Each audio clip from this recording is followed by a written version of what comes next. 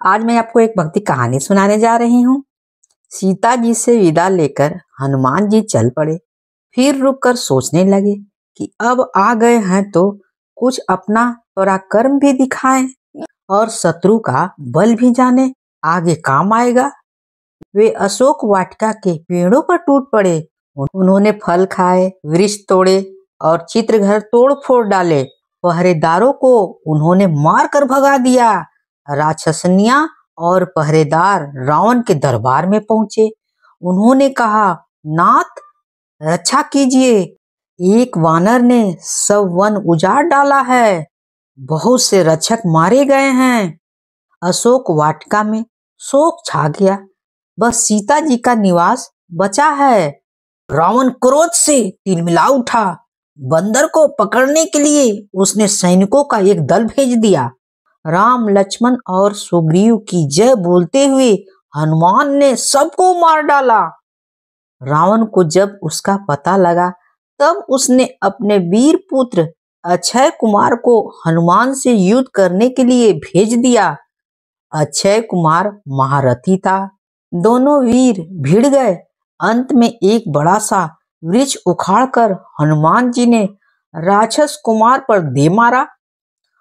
उसका रथ टूट गया और वह सारथी समेत मारा गया। चित्रवध का समाचार पाकर रावण के क्रोध का ठिकाना न रहा। वह बहुत ही क्रोधित हो रहा था। उसने अपने सबसे बड़े बेटे मेघनाद को बुलवाया। वह बड़ा वीर था। उसने इंद्र को भी जीत लिया था, इसलिए उसका एक नाम इंद्रजीत भी हो गया था।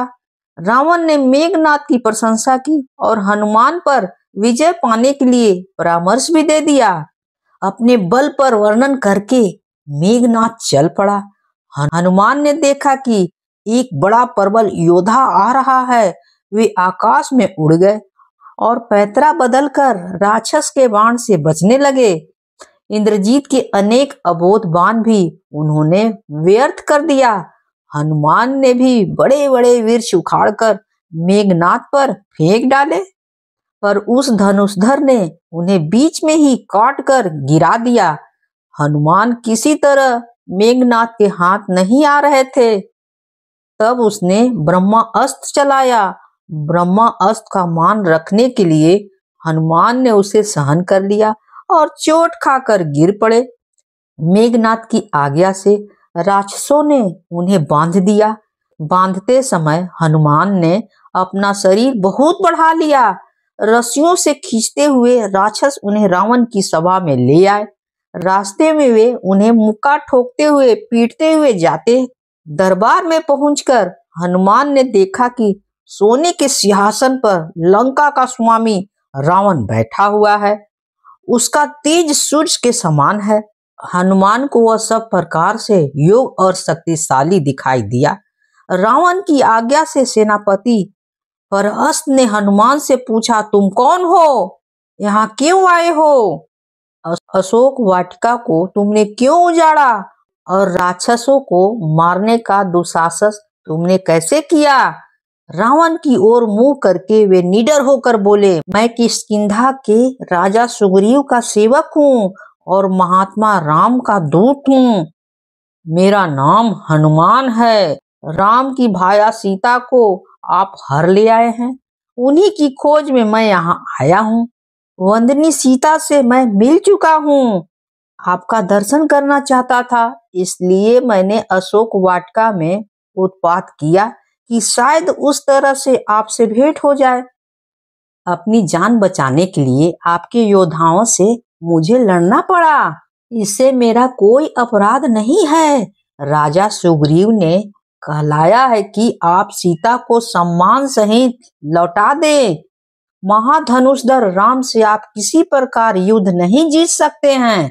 प्रसूदन का हाल आप जान ही चुके हैं। अकेले राम ने तो 2 घड़ी के भीतर ही उसका सर्वनाश कर दिया। हनुमान की बातें सुनकर रावण के क्रोध का ठिकाना न रहा। वह बहुत क्रोधित हुआ। उसने आज्ञा दी कि इस दुष्ट वानर को वध कर दिया जाए।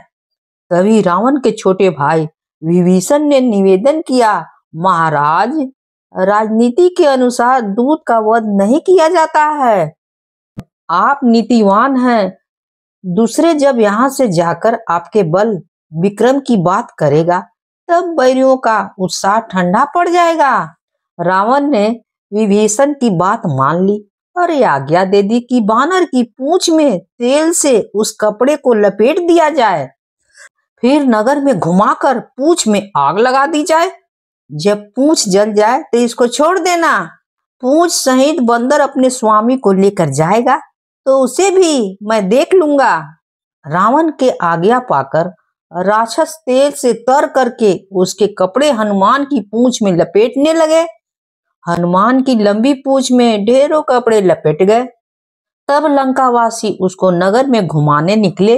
नर नारियां और बच्चे की बहुत बड़ी भीड़ ताली पीटती हुई पीछे पीछे चल रहे थे। कोई उनके ऊपर ईंट और पत्थर फेंक देता था।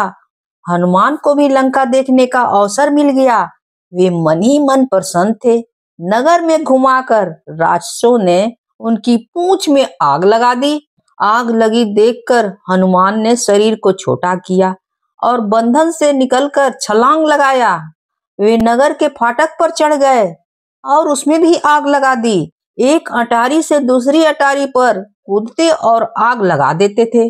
सारी लंका जलने लगी। लंका का सोना समुद्र में बहकर जा पहुंचा। नगर में हाहाकार मच गया। पानी पानी चिल्लाकर स्त्री बच्चे इधर उधर भागने लगे। सबको अपनी जान बचाने की पड़ी। आग की लपेट आकाश चूम रही थी और हनुमान भी अग्नि रूप हो गए थे। सोने की लंका जलकर राख हो गई। हनुमान जी ने समुद्र में कूदकर अपनी पूंछ की आग बुझा दी। अब हनुमान को सीता जी की चिंता हुई। उनको भय हुआ कि कहीं वो तो नहीं जल गई होंगी, तब तो बड़ा ही अनर्थ हो जाएगा। वे इसी चिंता में डूब रहे थे कि उनकी आंख अपनी पूंछ पर गई। उनके अपने पूंछ की बाल तक नहीं जले थे। उनको धीरज बंधा। जब मेरी पूंछ ही नहीं जली है तो पतिव्रत धर्म से रहित सीता जी कैसे जल सकती हैं? तभी उनको देववाणी भी सुनाई दी। लंका जल गई पर जानकी पर आंच नहीं पहुंची। हनुमान जी उसे सुनकर बहुत ही प्रसन्न हुए।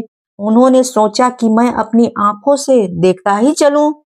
यह सोचकर वे फिर जानकी जी के पास पहुंचे और उन्होंने प्रणाम किया। सीता जी ने प्रसन्न होकर अनेक आशीर्वाद दिए। वैदेही को अनेक तरह से ढांढस बंधाकर और श्री राम के बल पराक्रम का भरोसा देकर हनुमान जी लौट चले। कहानी होती है समाप्त।